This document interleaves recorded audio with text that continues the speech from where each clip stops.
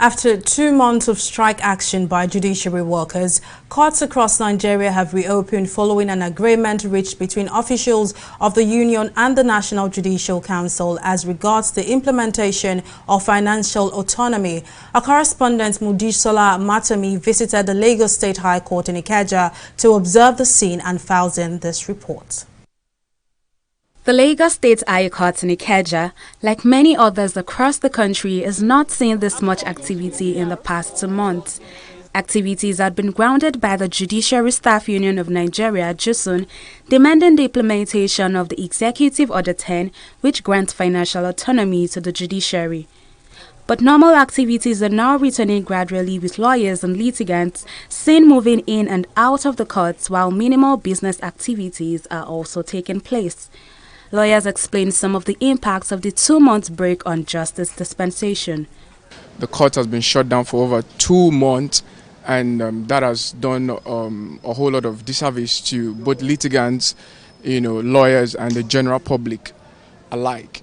The will of justice in our country grants slowly, but I want us to look at it whether there can be quick dispensation, quick delivery of justice, so that we can get justice in time, so that we not fall to the margin that say justice delay is justice denied. If you look at this from the point of litigants, so many would have their business will have stalled in some sense. There are some decisions that you need to refer to court in an ideal society that because of these they will not be able to refer to court, and some people actually need to make some business decisions based on pending issues in court. You talk about the congestion of prisons. You won't be able to admit new inmates because you're not even charging people to court.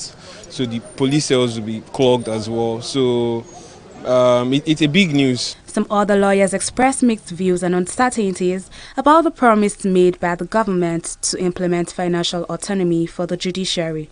The little I know of politicians, they have never lived by their words. Put yourself in the parable of somebody who had been your slave, whom you have been using for long to make money, to make ends meet, to beef up your pocket, to accentuate your status as a human being.